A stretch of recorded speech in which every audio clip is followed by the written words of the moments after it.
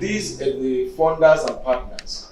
We have Trust Africa, Ecos, Africa, and SDM. We are going to be working together to deliver this.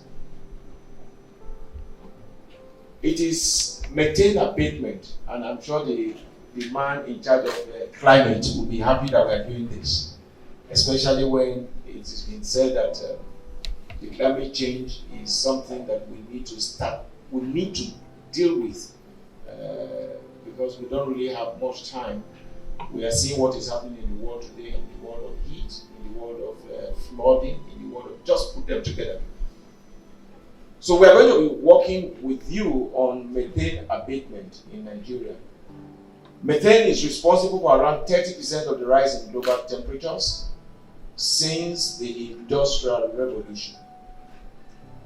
A sudden increase in methane concentration in the atmosphere was believed to be responsible for a warming event that raised average global temperatures by 4 to 8 degrees Celsius over a few thousand years now. The emissions have tripled since pre-industrial times, and human and agricultural, particularly livestock and rice wastes, also add to methane emissions, significantly affecting humans. So apart from the global warming that methane emissions are causing, there are direct health hazards to humans due to the air polluting effects of methane. So that makes it imperative for civil society organizations to rise and advocate for its curtailment to the barest minimum in the shortest possible time.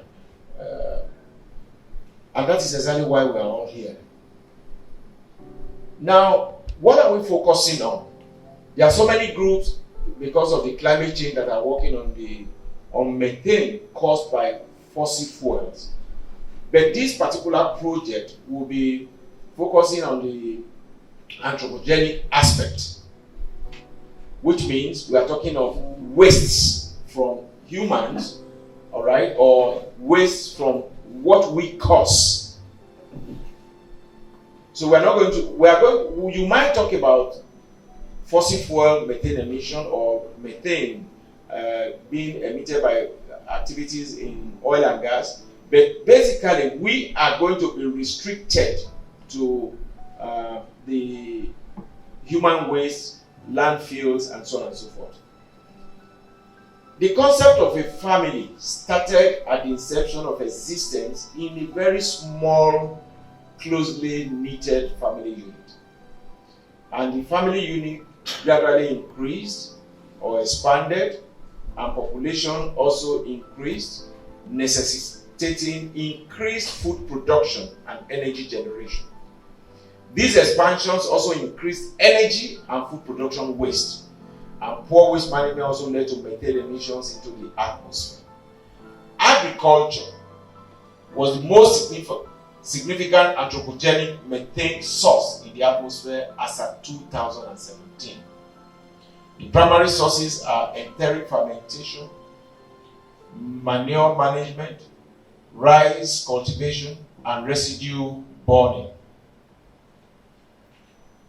For Nigeria, it has signed on to so many agreements that it is also going to participate in the abatement of methane.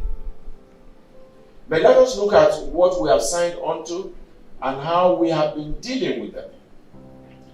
Nigeria's Economic Recovery and Growth Plan and the Agenda 2050 focus on exploiting and developing Nigeria's substantial natural gas resources.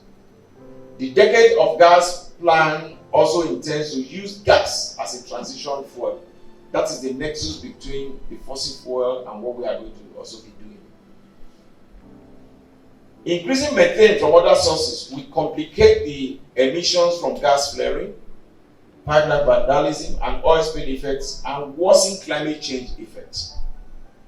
Enough accounts of the consequences of this massive gas exploitation, including the release of methane into the atmosphere and direct hazards to humans, have not been taken.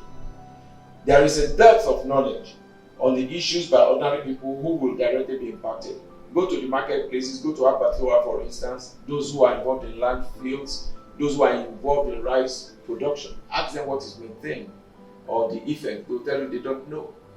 Oftentimes, when they take all these end products of our activities and bury them, we all think that we've done so well.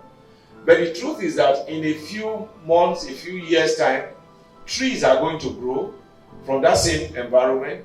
And what happens? They now help you to also begin to emit it into the atmosphere. And it doesn't just go away in 1 year, 2 years. I think the anthropogenic emissions, for instance, have been said to still be in the atmosphere for at least a minimum of about 12 years. And that is worrisome because we bring them in, we recirculate them. So that makes it imperative for all of us to arise and advocate for its curtailment in the shortest possible time.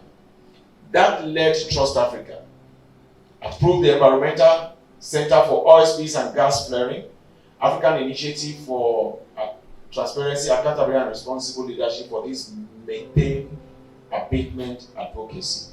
And of course, we have SDM as our technical partner. So what are the sources of methane that we are going to be dealing with? We've already talked about methane, but what is it? It is a colorless, odorless, and highly flammable gas. It is composed of carbon and nitrogen, and it's also a potent greenhouse gas, meaning it affects climate change by contributing or increasing the emission within the atmosphere and also affecting humans. So these are the sources: agriculture, fossil fuels, burning organic material, human waste. But when you look at, just give me 1 minute please, because we need to do something very quickly. But when you look at this on this side, you find out that the sources of methane emissions from wetlands, fossil fuel, livestock, landfills, burning, and other materials. Livestock seems to be a little bit elongated, all right? Wetlands is almost following, landfill is almost following, and so on and so forth. So basically, what we are going to be dealing with, all of us in this room dealing with and concentrating on, is to look at areas where livestock are raised, leaks from natural gas systems, and landfills and waste from homes, and so on and so forth. This is the methane cycle, which of course most of us will have dealt with at one point or the other. You have landfills, you have plant decay in natural wetlands and rice puddles, you have fossil fuel, you have digestive processing in domestic animals, and then you have transfer of methane in soil to air by plants, which most people don't think is also part of what is responsible for our air pollution. Because we all think that once these things are buried, you bury them and you think you've dealt with them. Burning biomass and so on and so forth. So, as methane is emitted into the air, it reacts in several hazardous ways. For one, methane primarily leaves the atmosphere through oxidation, forming water vapor and carbon dioxide. So, not only does methane contribute to global warming directly, but also indirectly through the release of carbon. What is the effect of methane on our environment? Pollution, and most of us in the room might have known. Methane has been said to be the second most significant contributor of greenhouse gas to anthropogenic climate change after carbon dioxide. It is responsible for about 20 to 30% of global warming in the last 250 years of human activity in the environment. It is 86 times more potent than carbon dioxide on a 20-year scale. And that should be worrisome to each and every one of us in this room. Of course, you live in an environment, you can imagine Port Harcourt, apart from your gas flares everywhere, apart from the artisanal refining, all right? affect us in so many other ways. The energy sector, including fossil oil, natural gas, coal, and their numerous derivatives, is said to be contributing about 1/3 of global anthropogenic methane emissions. This is in addition to naturally occurring methane, which is found in wetlands and soils and generated from biomass burning. Over 100 years, methane is 28 times more powerful than carbon dioxide. You remember the other one we said was over 20 years. It is 86% more potent. But when you put it on a scale that is elongated over 100 years, it is 28 times more powerful than carbon dioxide. As methane is emitted into the air, it reacts in several hazardous ways.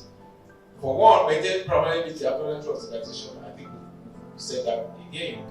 This project is about raising awareness among community stakeholders and policymakers through a multi-sectoral approach regarding the adverse effects of methane and advocate for implementing policies to curtail and eventually abate its emissions.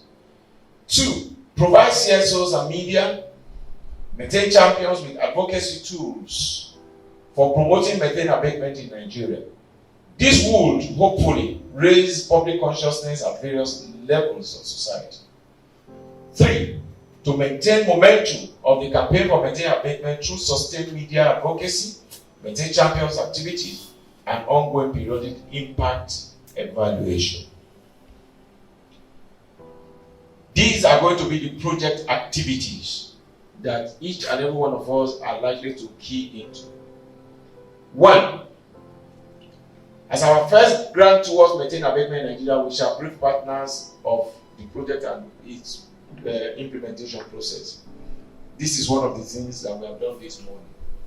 By the time we move further our activities, you find out that it's also going to be in about 4 states.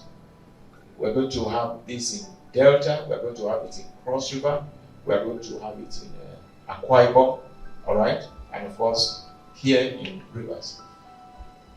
And we're supposed to be having advocacy visits to select state ministries, academia, and invite them to a round table. Those visitations will now lead to policy round table to sensitize stakeholders and policy makers on the urgency of curtailing methane emissions. A policy brief will be produced and disseminated subsequently. Given the budget at our disposal, and mindful of other organizations and what they are doing in Nigeria to maintain emissions from fossil fuels, our research work will focus on emissions from landfills, abattoirs, waste dumps, to seek evidence of methane emission from sites close to households in Rivers and Delta states, management of waste from farmlands engaged in swamp and upland rice farming in Akwa Ibom and Cross River states. Stakeholders meeting for presentation and triangulation of research results and review of action plans. Because what that means is that the first step is the research. So our researchers in the room, you have a key role to play for us to be successful in this. We are not saying that the research is going to be that thing that can lead us to say that we have come to the El Dorado. Because some of the equipment you need, Africa and ecosystem cannot afford them. Dr. Opia has even started something. You can't believe that in so many areas in this country, for instance, you may not have the equipment to measure methane in the air. Only few areas do you have it. Those who are in research, they know this. So, I don't know how much it costs. So if you want to procure one, maybe each and every one of us will need to cover some millions to do that. But this is why it's also important, because if that becomes a constraint, you know, in every research you have your constraints that you must put. So this might be one of it, and who knows, we might be able to open up a center for methane emission capture within these 4 states. We're going to be dealing with clubs engagement in Uyo, Ibeno Club, and Boki in Cross River State. We are also going to be training trainers in workshops on advocacy strategies for methane abatement and equip the champions with knowledge and tools to carry out the advocacy. That is going to be in Port Harcourt. Then once we are done, we'll now have a close-out meetings and strategic planning for the next steps. Communication is power. No matter whatever we are doing in this room today, if we don't have a way of getting it across to people, we didn't know what we are doing, the answer definitely is no. So we are going also to be engaging the media, which is a very vital component of this project. We're going to use live radio discussions and jingles and social and other media to increase public awareness and enlightenment on the effects of methane on health and the environment. This is key to what we are doing. So what are the expected outcomes? According to the Global Methane Assessment, cutting 45% of human activity caused methane emissions this decade could prevent 255,000 premature deaths. That is huge. And then who help us deal with about 775,000 asthma-related hospital visits. Is it worth advocating for? I think so, because you are helping people, especially when you look at that asthma, when you look at our women who bear the brunt of either prenatal or postnatal deaths, infant maternal mortality death rates. CSOs and the media are going to be equipped with knowledge and advocacy tools for methane action. Government entities will then display, the knowledge of and then the sensitivity to methane problem. Increase awareness and interest by farmers and livestock owners in the impact of methane on their crops and animals. And then we are likely to have technologies and technicians who are going to become interested in designing small-scale digesters for homesteads in rural communities, which means we are likely to encourage some universities to come out with prototypes of what they can use in, capturing methane in the environment. So it's a huge responsibility on our shoulders. How long this is going to last, I don't know, but for this first project, it's going to be about 1 year. Part of the expected outcomes also, which are the benefits, is that it will reduce emission in the atmosphere, greenhouse emission reduction in the atmosphere. On economic growth, uses captured methane directly to generate electricity. It also will create local reliable energy source in biogas, and then reduces air pollution and surface groundwater contamination, minimizing explosive methane levels of fires, and then reduces respiratory impact associated with high ozone levels. Distinguished ladies and gentlemen, that is our story. And I believe that for you to be in this room, because you are eminently qualified to be either a methane champion at a particular point in time, or to begin to advocate to help our people reduce the ailments and illnesses that will come with methane emissions. Thank you so much for listening, and God bless you all.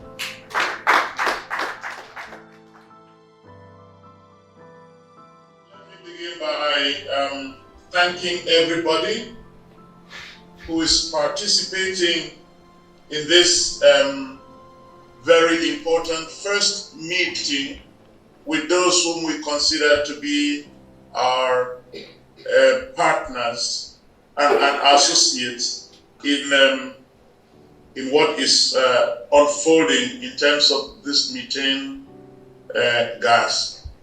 And the most important thing is that there is still something we can do in our own lifetimes to contribute to the control of global emissions. And there's something that we can still do as part of our contribution to lessening the impact of global warming. So because of that, I am quite happy to be associated with this project. To use a brief moment to show you a short video of 9 minutes that could be something that would be what your while. This is the Ghazipur landfill in Delhi, India. It's almost 20 stories high, and it often collapses, killing the waste pickers that work there. Last year, when temperatures hit 43 degrees Celsius, it caught fire 3 times in a month and burned for 48 hours straight, exposing the city to harmful particulate matter. This happens because the organic waste in the landfills decomposes to form methane, a highly flammable and potent greenhouse gas. And as we have more and more heat waves, the problem will only get worse. This landfill in Buenos Aires causes the pollution equivalent to roughly 1.4 million cars, or the same as roughly 2 average-sized coal-fired power plants. Landfills like these are major contributors to climate change because of the methane they emit. Methane comes from everywhere in the world, but in developing countries, emissions are expected to double by 2050. Methane is therefore the Global South's climate challenge because it's a development challenge. As poor countries get richer, their demand for food and consumer goods will increase, and so will the waste they generate. If we're going to keep warming under 1.5 degrees Celsius, we need to reduce methane emissions in half by 2050. But we must do so without getting in the way of quality of life improvements in the Global South. That's why in 2022, I became the CEO of the Global Methane Hub, a major philanthropic effort focused on methane mitigation based out of Santiago, Chile. Methane doesn't get the same attention as carbon dioxide does, but it's contributed to nearly half the warming we've experienced to date. It's short-lived, so if we stop emissions now, its warming effect will soon follow. If we only focus on carbon dioxide emissions, we're only going to get half the temperature reduction these next 2 decades. Mitigating methane, therefore, is the fastest, most efficient way to reduce temperature within our lifetime. But don't get me wrong, this is not about delaying action on fossil fuels. 40% of methane emissions come from fossil fuel extraction. But today I'm going to talk about the other 60% that not a lot of people talk about, which is food systems emissions, food production, and food waste. I'm a biochemical engineer, a professor, and I was formerly the environment minister for Chile. Before I got into politics, when I was a graduate student at the University of Iowa, I'd work with NASA tracking air pollution across continents using aircraft and satellites. When I got back home, I used those same tools to develop air quality forecasting systems that helped change the way we did things. And we had a radical drop in air pollution levels. But during my tenure, a large landfill caught fire, and it put the whole city of Santiago under a black cloud of carcinogenic soot. It was an event our model couldn't predict. It was methane again. Another landfill nearby smelled so terrible that neighbors protested for weeks, and they were right. Nobody deserves to live like that, and we could do something about it. The organic waste in landfills is one of the most visible sources of methane, literally. And food systems, food loss and waste is a big part of the problem. 50% of all food systems emissions come from food that nobody ever eats. In sub-Saharan Africa, 37% of all food that's produced is either lost or wasted, either because there's not enough infrastructure to store it, to transport it, or to keep it from spoiling. The other part ends up in the trash. And when that organic waste is concentrated in the landfill, we can see the methane this waste emits from space. The NGO Carbon Mapper is a public-private partnership that's leveraging technology developed by NASA scientists to pinpoint methane sources across the world. They started with aircraft, and soon they'll be up in a satellite. Seeing methane this way contributes to real mitigation. And the Sunshine Canyon landfill in Los Angeles is an example of this. Airborne methane data inform basic operational improvements, such as covering the daily trash with liners, which led to a radical drop in emissions, 60% lower emissions. And the complaints from neighbors disappeared. Now, we decided to take this effort globally. And with our colleagues from RMI, the Cleaner Task Force, and Carbon Mapper, we put together the Waste Map, the Waste Methane Assessment Platform, which links satellite information, NGOs, and local governments to intervene. With other colleagues, we're working in the biggest landfills in the world, including the one you saw in Delhi, the one in Buenos Aires, and of course, the city of Santiago, where I live. Pinpointing methane sources allow us to stop existing emissions, but they also help prevent new emissions from occurring too. And it starts with organic waste diversion. We could do a lot of different solutions, like composting, we could do food banking, or we could turn that organic waste into food, like what my dog Rusio eats, made from soldier flies that grew on food waste. Now, don't worry, I would never feed my dog anything I wouldn't eat. But food waste is not the only problem. What we eat also has big impact. And in that, cows. Raising cows for dairy and meat is the single largest anthropogenic source of methane. That's right, cow burps. The scientific name for that is enteric fermentation. If you feed an animal low-quality food instead of high-quality food, a lot of that energy doesn't go to create milk, it goes to digestion and cow burps. So an animal in sub-Saharan Africa causes 5 times more emissions than one in North America per unit of milk, because it's usually eating suboptimal food. So improved breeding, feeding, and animal welfare could reduce emissions and improve income for farmers. But we have to do a lot more about cow burp emissions, and that's why we're launching the Enteric Fermentation Research and Development Accelerator, a $200 million effort that will focus on reducing livestock emissions, and it will be the biggest effort of its kind. You may have heard some scientists are feeding algae or seaweed to animals to change their metabolism to reduce methane emissions. And there's a whole bunch of solutions like that, but for each one, we have to know, is it safe? Does it last? And how it will perform when it's not in optimal settings, like when the animal is out in pasture all day instead of being fed. We hope that this research initiative will deliver the scientific breakthroughs we need to reduce livestock emissions and keep 1.5 alive. When I was minister, I would often hear from my colleagues, why should we act on climate change if it was the rich countries that caused the problem? And it's partly true. Emissions have historically come from developed countries, but they're rising fast in the developing world. We don't need to follow a path we know will lead to higher emissions and pollution. We could cut across straight into sustainable solutions. But what I heard from colleagues was based on the premise that reducing emissions will make our day-to-day life worse because of all the things we have to do without. But this is a false narrative, and it's not the case for methane.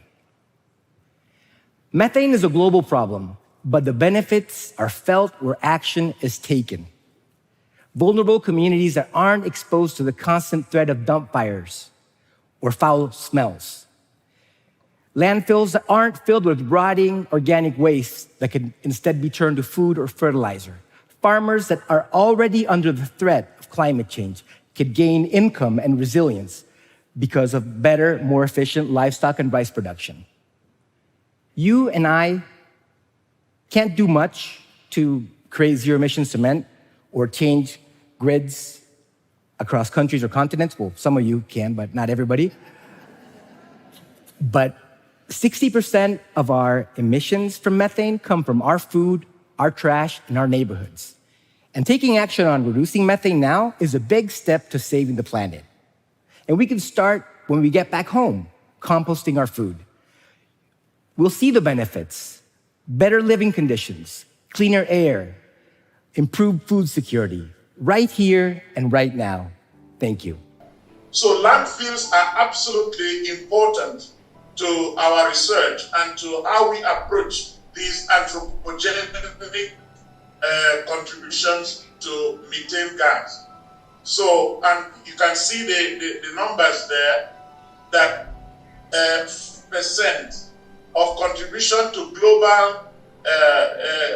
global warming comes from fossil fuels, but the other almost 60% comes from those anthropogenic contributions like food waste, landfills, and other kinds of things that we do, which really raise the levels of methane in the world. But one amongst all those things animal husbandry, cattle rearing, and things like that. It contributes quite a lot, because when you feed cattle with suboptimal food, for instance, our cattle, they just go around and browse and eat grass, sometimes dry grass and all. That is very suboptimal. It doesn't yield enough milk, and then because it is not very nutritious, it just goes in, ferments. That's what they call enteric fermentation. It ferments in the stomach of the cow and then is dropped as cow droppings. So that contains a high level of methane because it is not properly ingested and digested in the animal. So he's trying to draw attention to that. And it is in relation to that that we're doing the research. We talked of abattoirs, landfills, and places like that. I lived in Port Harcourt for several years, and I know that for over 5 years, we lived in a haze of soot all over Port Harcourt and its environs. This came from the issue of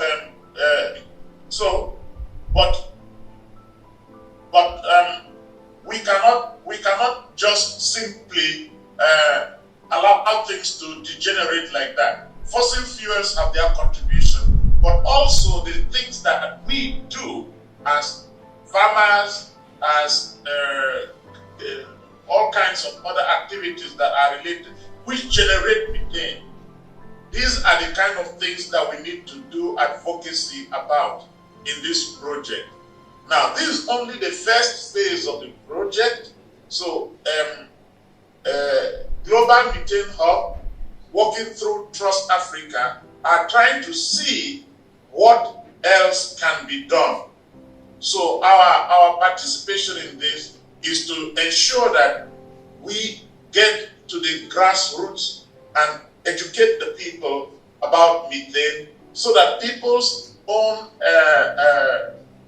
behavioral contributions to this matter can be changed.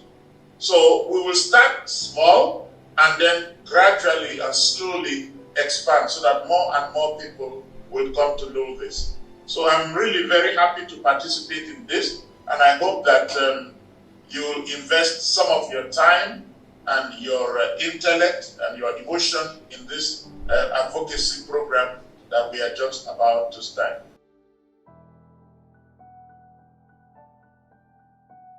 Once again, my name is Jude Samuelson. I lead the environment team in Stakeholder Democracy Network. Yes, it's our pleasure to be part of this project. It's our pleasure to be a technical partner to this project. Methane emissions, yes, have been an issue for the world, and many countries have signed on to several commitments to abate methane emissions. Just like the lead mentioned, most of the organizations have been focusing on emissions from the oil and gas sector. SDN, as an organization, can be focusing on this, and they'll be trying to build the capacity of oil and gas regulators to track and measure methane emissions in the sector. In 2022, we trained the regulators on technologies for measuring and tracking methane. And right now, we are developing a prototype methane tracker that uses satellite-based technologies to track emissions of methane in the oil and gas sector. But this project is very significant because, this particular project, because it focuses on the anthropogenic aspect of methane emission, which is very important. So as an organization, we are very happy to partner with EcoSef in this project, and we'll be very willing to provide our own quota, our own technical support to ensure that the goals outlined already are achieved. We'll collaborate and we'll advise accordingly, participating to ensure that the awareness on methane, advocacy to ensure that the right abatement measures are taken. Chief, thank you so much for giving us this opportunity. On behalf of the management of LTN, we wish to say that we are very happy to be associated with this project and we'll do our best to ensure it succeeds. Thank you so much.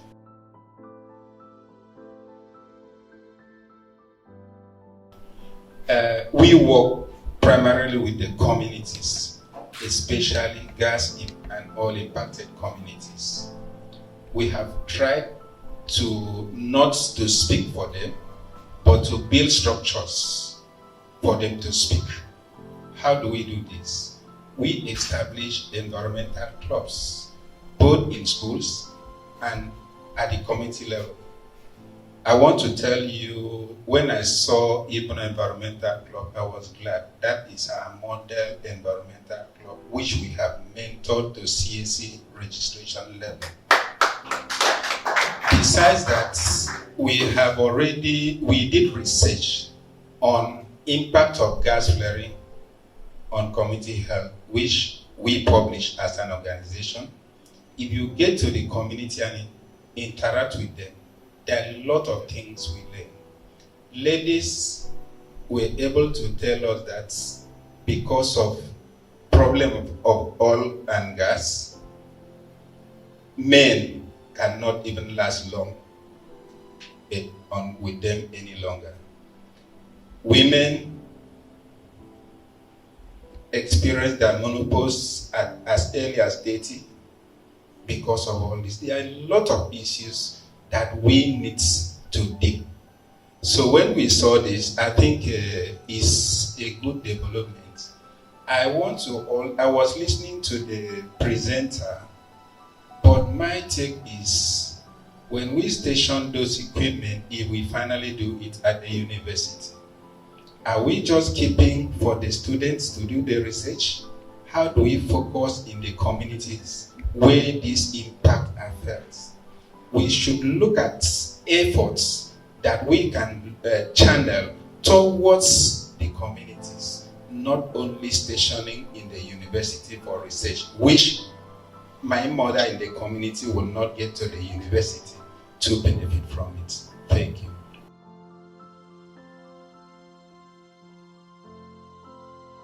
So I am Paul Atsu from an organization called We the People, Center for Social Studies and Development.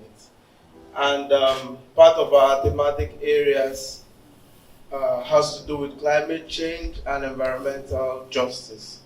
Currently, we run different campaigns advocating for climate change and environmental justice, because we are aware that a lot of oil companies and exploiters, explorers are about to divest and leave communities and go offshore. So we are in the business of sensitizing communities to demand for remediation of the environment before these oil companies leave.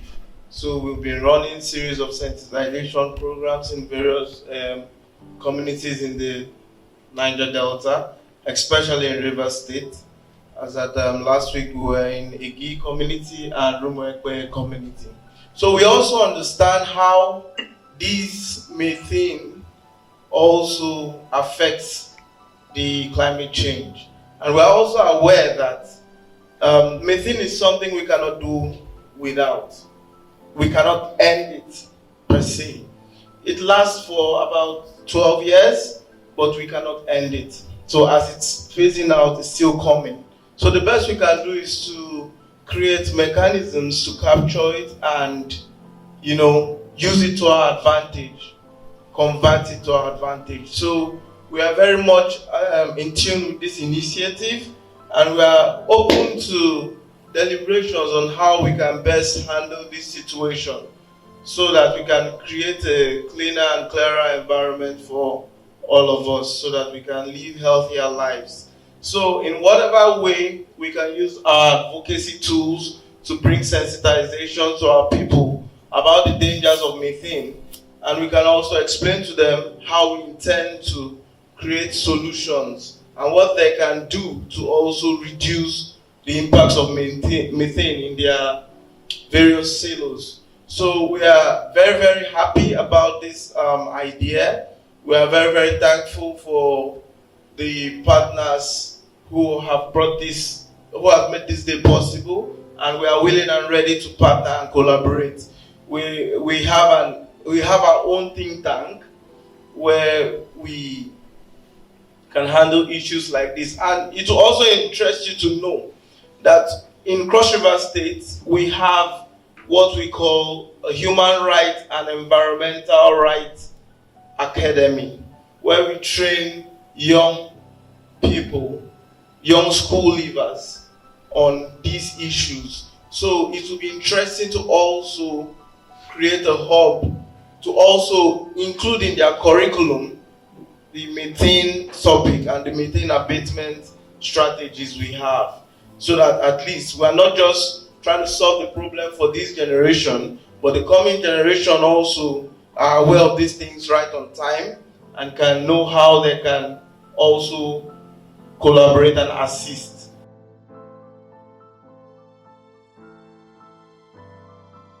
One of the good and very great observation that was made by Mo is the fact that are you living some of these things, or maybe by insinuation? Talking about yes.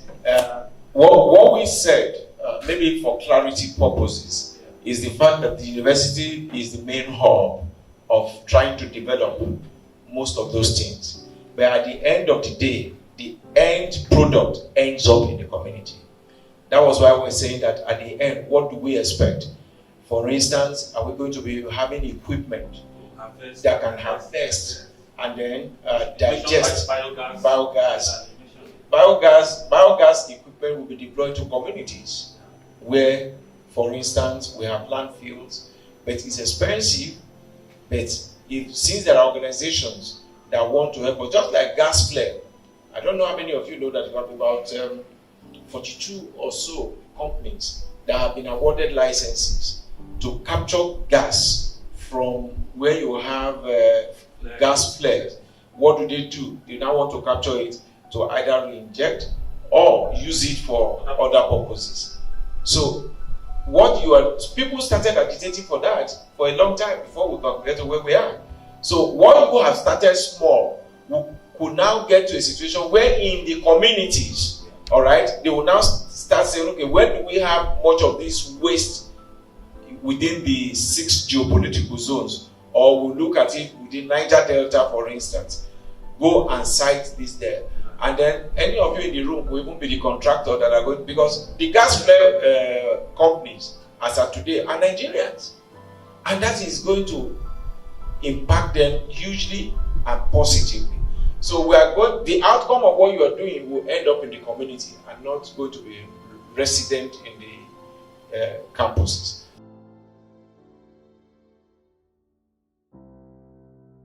Our Center for Environment, Human Rights and Development said we are also one of the leading organizations on environmental issues. Actually, we have 3 thematic areas: rural health and development, governance, and then environment and conservation.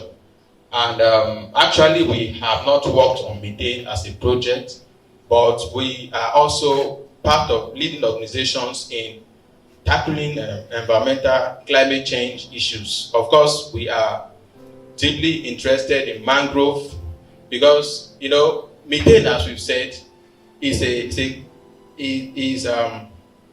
concerned with greenhouse gas emission.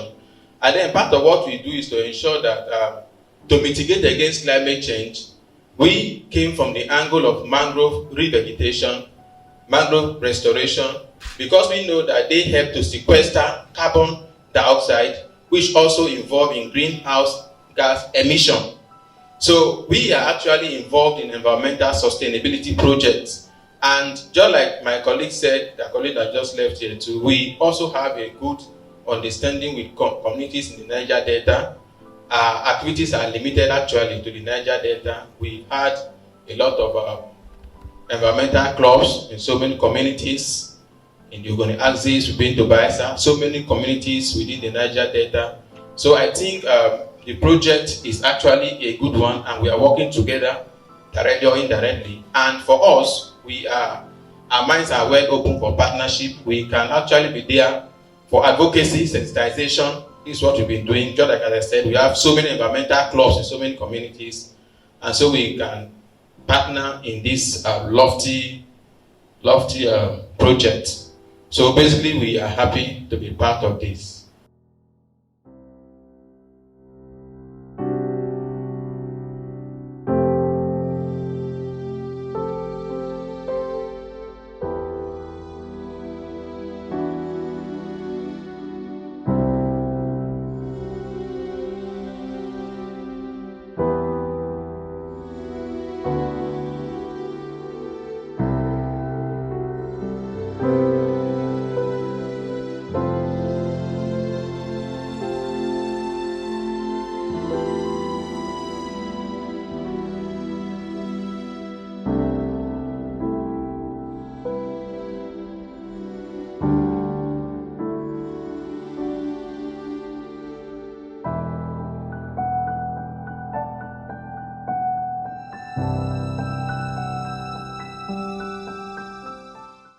Methane is an odorless, colorless gas that originates from so many sources.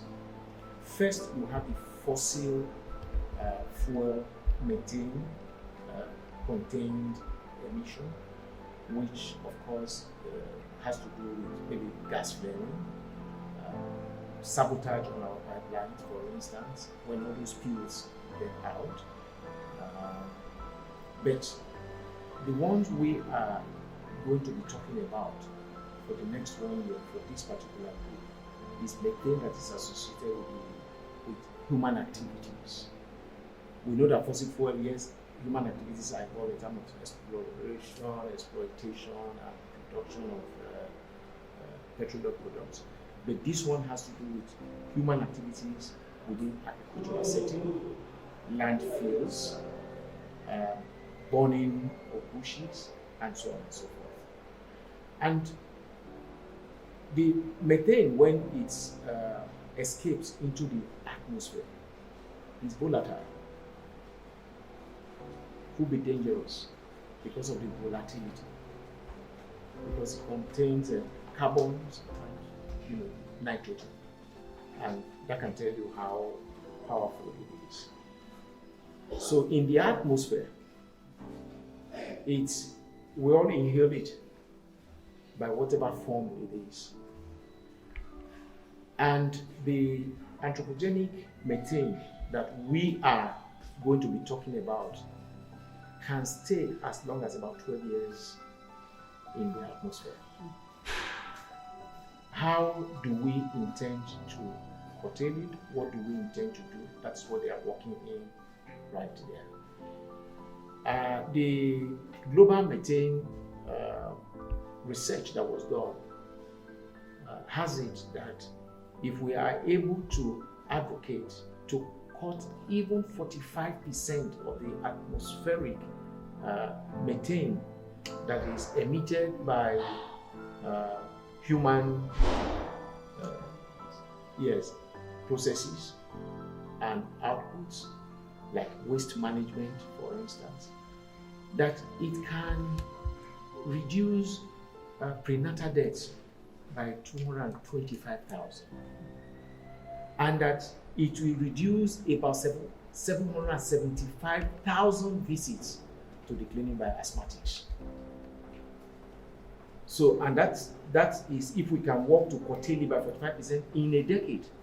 So you can see that you are going to preserve life, and you are going to help people from not getting too sick because of the inhalation of this products. You as an individual may not be able to do anything because you come out in the open, you inhale. All of us inhale them. Usually when people move towards dump sites, you hear them saying, that kind of a thing. Yes, that whole area is laden with, methane emissions. So you're going to be inhaling it. And like I just said, that emission into the atmosphere can stay there for about 12 years. So we inhale it, and when you inhale it, the first point of cause of inhalation is your lung. They go into your body, and of course, they begin to cause, health issues within human beings. For women, like I just said, we just talked about if we have to deal with this right, it's going to reduce 225,000, prenatal deaths. Apart from oil and gas, which we are not delving into, oil and gas, the major culprits, like I said, when you talk about flare gases, all those lights we see, yes, that's number one. So companies are involved. Again, human beings that go to puncture pipelines looking for crude, petroleum products, you spill them into the environment. When we go into artisanal refining, for instance, we know that we don't have it's not as if we are breaking those things down to the last element before we also pour them up into the environment. All these have effects. But the ones, like I said, that we are going to be working with are the human-related activity-based methane emissions. And how does it work?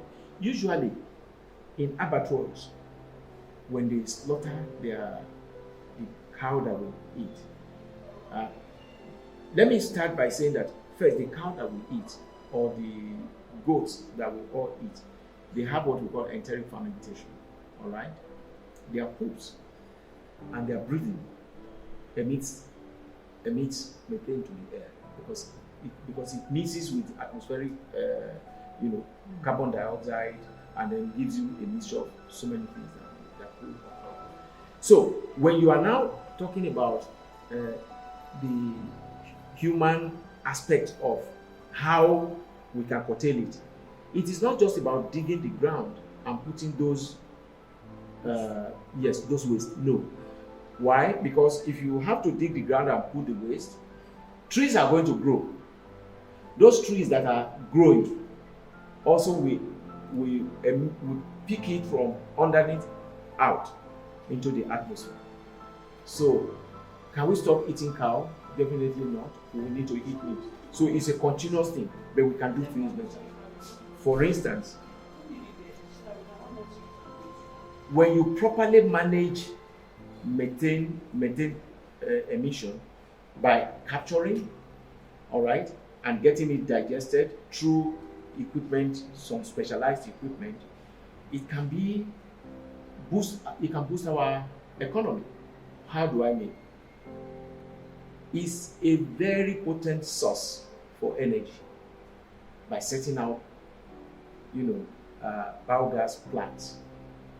So that instead of plants taking those things from the ground and emitting it, you already now have some linkages underground that can process and use it as gas. That's number one. Two, our cows, how do we feed them? Because if a cow that is eating just grass and improperly fed products go into them, you are likely to also increase the methane that such outcomes will bear. Our government, first, regulation is key.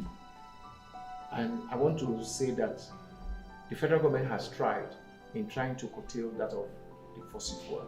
How did they do it?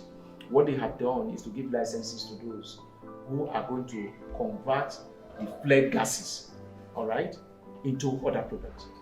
So what it means is that in the next few years, or maybe a decade or so, you're going to now see that you have less flare gases because there are companies that are going to utilize the gas. All right? So the same thing can happen. So the advocacy now, therefore, is first, you need methane trackers that can help you measure, that can help you track. Then once those ones are done through research processes, then you can now begin to think about how do we now convert it into wealth, like they have done in oil and gas. One of it is what I just told you about this biogas. Apart from that, when you look at corn, for instance, all right, there is a specific aspect of corn, and you know that during corn season, we litter everywhere also with it. There are specific aspects of that corn, when harvested and processed, can be utilized in our pharmaceutical industry to make the medications that some of us will take. So, regulation is one. Encouraging investors to invest just the way they have encouraged investors to invest in the gas flare is also another thing that can help us. Gas flare, when it started, many people did not know the effect.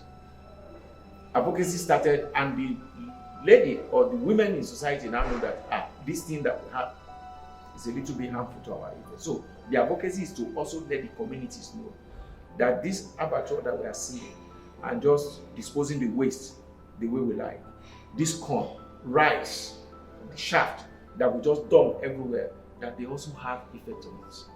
So once that awareness is created, you and I will know, the community people will know, government will know, and then we need to now pull resources together to say, how can we all tackle it? So, but the first level is awareness. Not many people know that methane is harmful. Yeah. Waste managers have roles to play. Farmers have roles to play. Individuals have roles to play. The government have also roles to play.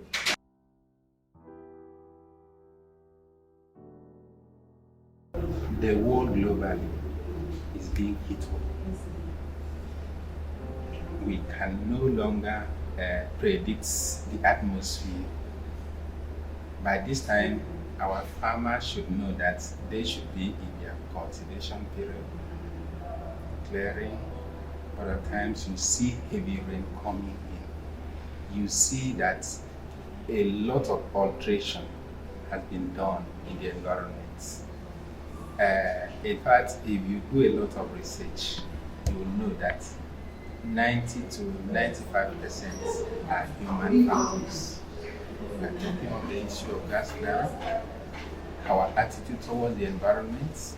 So we are looking at where and how we can come up with a model that will give life back to the environment, so that we can go back to what nature, at least reverse the trend back to what nature wanted the environment to be, against what we are doing.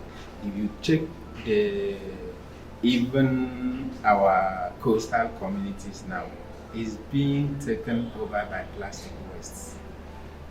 Yes, it's part of the issues that are affecting our own environment. By the time rain falls, go to our gutters. They are being blocked because we don't refresh the gutters. We will be calling on accusing government of not doing their responsibilities. Let's ask ourselves, have we been doing our own? If rain falls, how many of us will tell our truth that we will not dump the refugees in the gutters? In our home, do we segregate our wastes? Answer is no. 80% or 90% are not doing. We should be able to have what we call degradable and non-degradable waste disposal system in our compounds, so that we know where to dump them at will. Not all to pack them all and dump them in the gutter when rain falls. It degrades the environment the more. That we are looking at how we can have a good farming system. But with that, it's going to hinder us. Also, if you look at where our slaughters are, just imagine where they are killing goods. See what they are using in burning that good is tire. And that thing is going back to the atmosphere. So let us look at how we can change our system, how we can change our values. Yes, it's not easy, but I think if I say, oh, I'm not going to do that anymore, you said you are not going to do that anymore, and you also pledge to tell 1, 2, 3 people about this, we will add value to the environment. We have done research on the impact of gas flaring on human health. We visited health posts and got data and interviewed communities. We have our publications. So there are a lot of issues that are there at the community that you may not see on the internet. Role of government, they are regulators. Their laws. Can we enforce these laws? Are we willing to do it? We had the EIA. We should have EIA in every of our activities. And polluters pay principle should be enforced, but they are not enforcing. Besides that, the PIA make provision for all this. How are they enforced? That is what we are saying. The enforcement of those laws will go a long way. The issue is that the companies see the little money they can pay to flare the gas. They will pay and continue to flare the gas. But if government raise that so high, and said, please, we are looking at a renewable energy. Please, let's migrate from what you are doing. That gas is a wasted gas. It can be used for other purposes. Why can't we bring in innovations that we can tap this? So let's keep aside this politics and do what is right.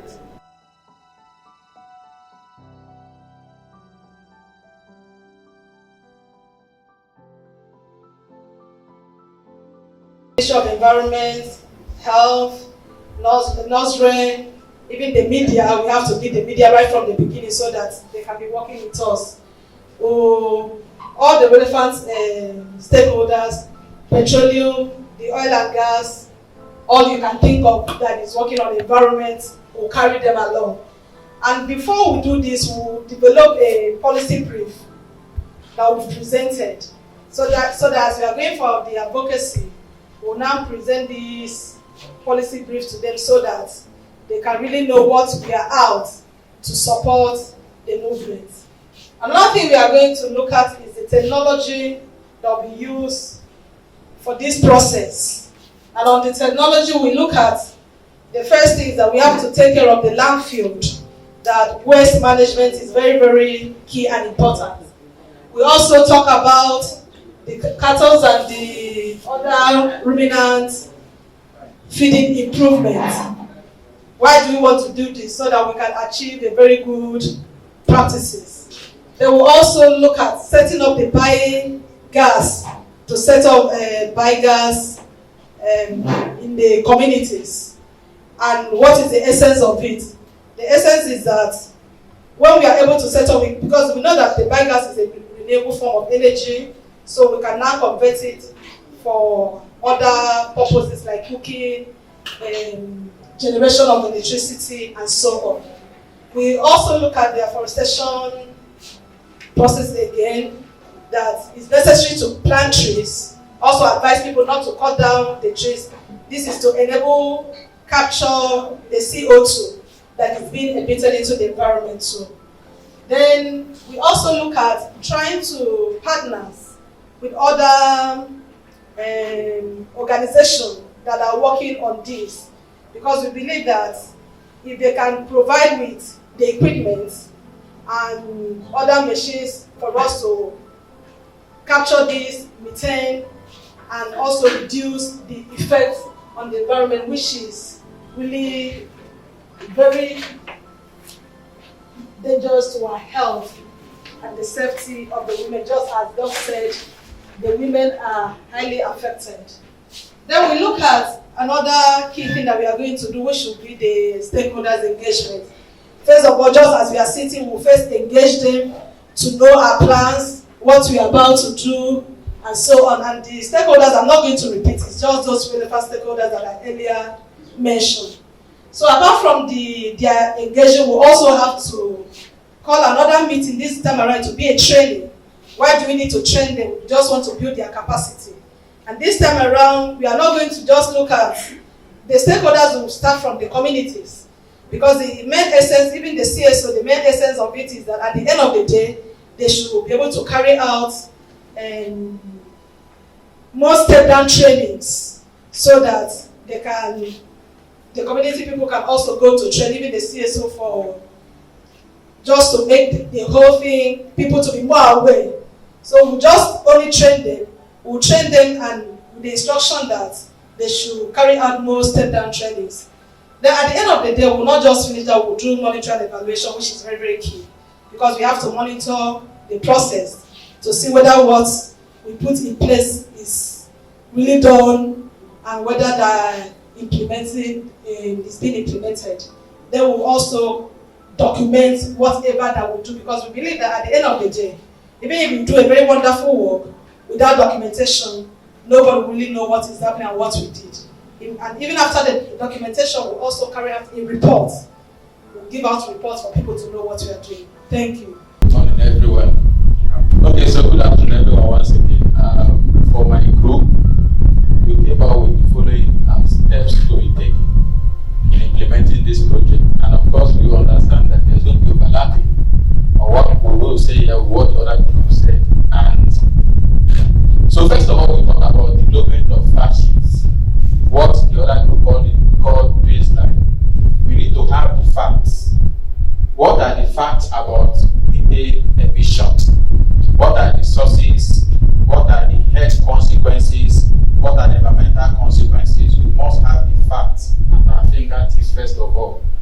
Okay, after that, and again, I want us to understand that the items are not arranged in an order of implementation. So the second one can be the first in implementation. Okay. So sensitization of government agencies. We need to sensitize some government agencies, including Ministry of Environment, and the Ministry of Environment specifically. We need to talk with the Department of Climate Change, talk of waste management agency and all. Again, we need to sensitize Ministry of Agriculture. Of course, they are the prime suspects here. Agriculture is the prime suspect in methane emission. We also need to engage Ministry of Health. We know the numerous impact of the numerous health impact of methane emission. And again, for Ministry of Environment, Ministry of Education, we also need to engage them, because we are thinking that at some point we need to bring our advocacy to schools. So we need to engage the Ministry of Education. Then chambers of commerce. You begin to wonder why chambers of commerce should also be sensitized, because we are trying to bring business into this issue of methane emission. Because just like as our coordinator was saying from the morning, since morning, that we don't only need to look at the impact of this emission, we need to see how we can use this emission to generate money. Of course, if you can convert this emission to money generation, it will be sustainable. It should be a sustainable process. So after that, the next thing is advocacy to communities. Of course, these communities, we need to meet with the community leadership and structure. That has to do with community leaders, the youth, and all that. And again, farmers and women groups. We know farming, as we have said, is one particular area that supports the methane emission. So we need to advocate to farmers and women groups in these communities. And again, environment clubs. Most of us, we believe because that as we have been walking around the Niger Delta, in most communities, we have actually developed environment clubs. So for such communities that have environment clubs, we need to take the advocacy to them. And then for those ones that don't have, we need to create one. Then capacity building. This involves organizing workshops and seminars for government agencies and relevant stakeholders as stated above. Of course, all those agencies and ministries we talk about, we need to now have a workshop. We need to now have a sort of seminar for them where we can invite one or two members of each of these ministries, and then we can have like a roundtable discussion about the impact of methane emission, and then how we can possibly harness that into something more economical. Then we also talk about collaboration with research institutes or centers and then higher institutions. We begin to wonder what impact this will have. Now, we believe that we need to now go into areas of research and have and encourage more research into methane emission. In high institutions, we can go to areas like environmental engineering, we can go to areas like agriculture, faculty of agriculture, where they do so much research on agriculture, and then we can intensify research in this specific area. The more research that is being carried out in these areas, the more sensitization, the more information that will be available about the impact of methane emission. Hence the need to have collaboration with research institutions and institutions of higher learning. engagement with private sectors to design businesses around methane gas emission. This is also very important. We need to engage private sectors that can design businesses around this methane gas emission. What businesses can they have around this emission? We need to engage with those private sectors. And again, engagement with policies and policymakers, lawmakers, to formulate policies that will regulate methane gas emission. Because of course we can do advocacy, we can do advocacy all around the place. But then, if there are no policies and laws in place against the emission of methane gas, we will achieve little or nothing. So we need to engage our policymakers and lawmakers to formulate policies that actually regulate the emission of methane gas. And then we also don't need to neglect the place of media advocacy. Media advocacy is another thing we can do. We can produce jingles in these various states. We can have jingles probably once a month, twice a month, as the case may be. The more jingles we produce on this issue, the wider the community that will be aware of the impact of methane gas emission. So we need to engage media at houses, media advocacy, and then networking. We also need to network other partners. And then finally, just like he has instructed, we know that as NGOs that we have areas of comparative advantage over one another. So at this point, we have also listed that we need to, for our group, we have 5 NGOs that we are there. We will need to hear briefly from them, probably 1 minute per group. They can tell us their areas of expertise, what they can do as an NGO. And since I'm with the mic, I think I'm supposed to be the second person, but I'll permit you to allow me to be the first. Said. So for said, just like I said in the morning, we are one of the NGOs in the forefront of environmental issues. We actually have 3 thematic areas: environment and conservation, rural, community and health, and then we also have governance. So for environment, we have been in the business of designing projects that will mitigate against climate change. Specifically, we have not done something on methane, but we have been tackling environment and climate change from the area of sequestering carbon dioxide, and that took us to mangrove restoration, mangrove planting. Of course, because we have research has made us understand that mangrove forest has the capacity of sequestering so much of carbon dioxide from the atmosphere, and if we do that, that helps to mitigate against the impact of climate change. So as an organization, SED has worked in several communities in Niger Delta, and we already have buy-in in these various communities. So we can come in the area of advocacy to these communities. And like I also said from the beginning, we have environment clubs in most of the communities we have worked. So we are not going to have any challenge. There won't be need for us to establish an environment club. All we need to do is to go to those clubs and work with them directly. For policymakers, we also interface with several policymakers, especially Rivers and Bayelsa. We have them already handy. So we can also function in the area of interfacing with policymakers. Yes. And then finally, for media advocacy, we have a media house in Bayelsa. We have in Rivers, where if you want to produce jingles, that won't be a challenge at all. So we can actually function again in the area of media advocacy.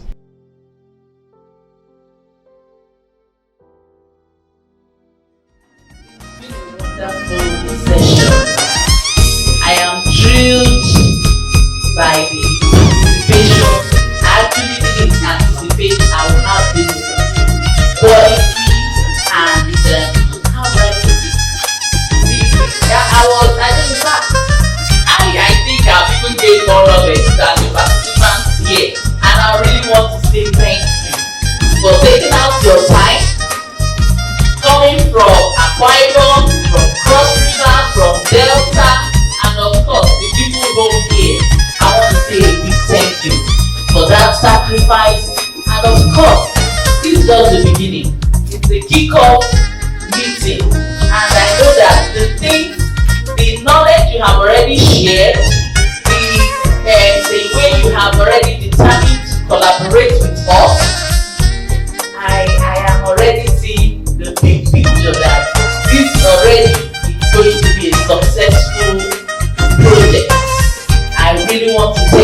behalf of the Environmental Center for Oil, Fuels and Gas Flaring, EcoCert.